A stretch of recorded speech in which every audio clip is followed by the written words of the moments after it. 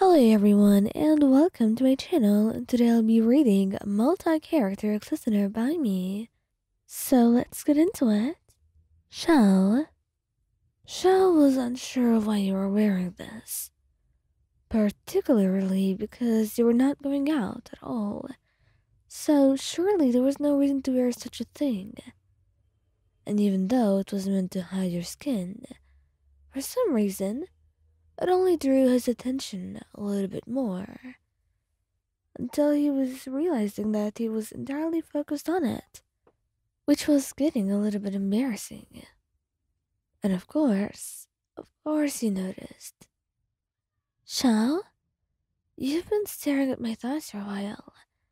Is everything okay? You tilt your head, asking him nervously.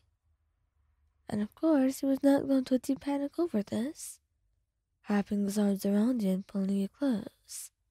Yes.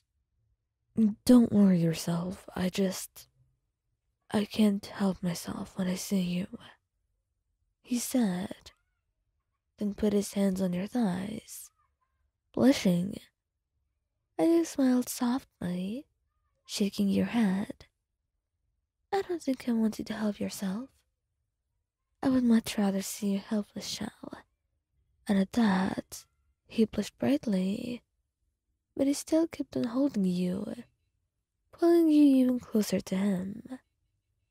You were always rather excited, like a beacon of sunshine, always positive, always willing to try the newest of things.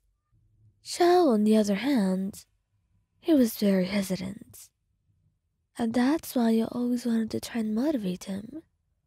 And right now, as you looked at your thighs, one of which he was holding in his hand, he felt his heart beat a little bit faster, and that's when he knew this certainly mattered to him.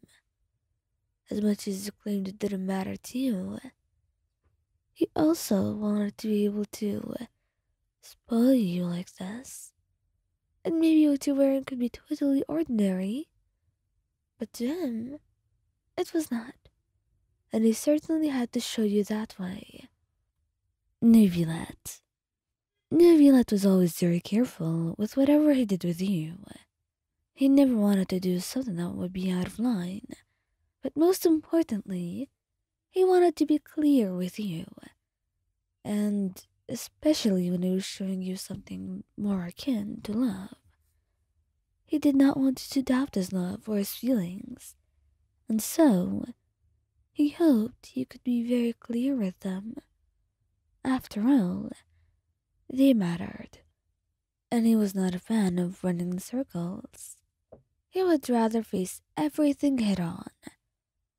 And that means when he sees you wearing something like this, he can't help but look away. And he decides just simply looking would not be enough. He needs to do something, even if that something can be rather difficult for him to get to do in the first place. That's why he patted his lap, giving you an encouraging smile. Wyon, please, would you sit here? He asks you. Of course you oblige.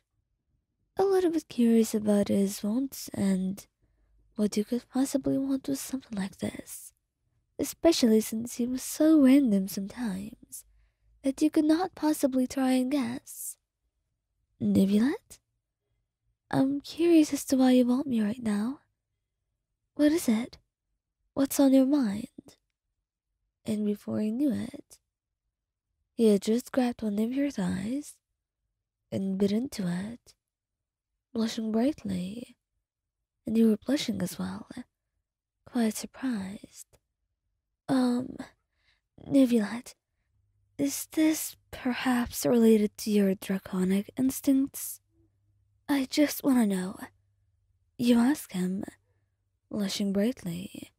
He looked at you in confusion for a couple of moments, before nodding. Maybe his recent possessiveness and rather boldness with his intense desire for intimacy, was all from those new emotions rising within him. But regardless of whatever the reason was, he knew that your thigh highs that you were wearing were certainly a driving factor, and he was not going to stop doing this anytime soon. Lyney, Lyney was not actually prepared to see you wearing thigh highs, and just how good they made your thighs look. But seeing this, he was rather excited by it, and he wanted to do a thing or two about it. He's not really to blame, is he? So, when he wraps an arm around your waist and pulls you into a snap, it's totally not something within his control. You might just give me a heart attack one day, he says, and you laugh softly. I have no idea what you mean, but if you think that I'm being too cruel to you like this, then I know the way to make it up to you. You say sweetly, and he's more than enticed by the idea. He would very much love for you to make it up to him. And that's how the two of you end up sitting on the couch, with Lyney holding both of your thighs, and then leaning down, kissing over your thighs at the hem of your thigh highs, and passing his finger underneath them, snapping them into place. As you blushed brightly, Lyney, stop doing that. Why not? Is it bad? No, I just...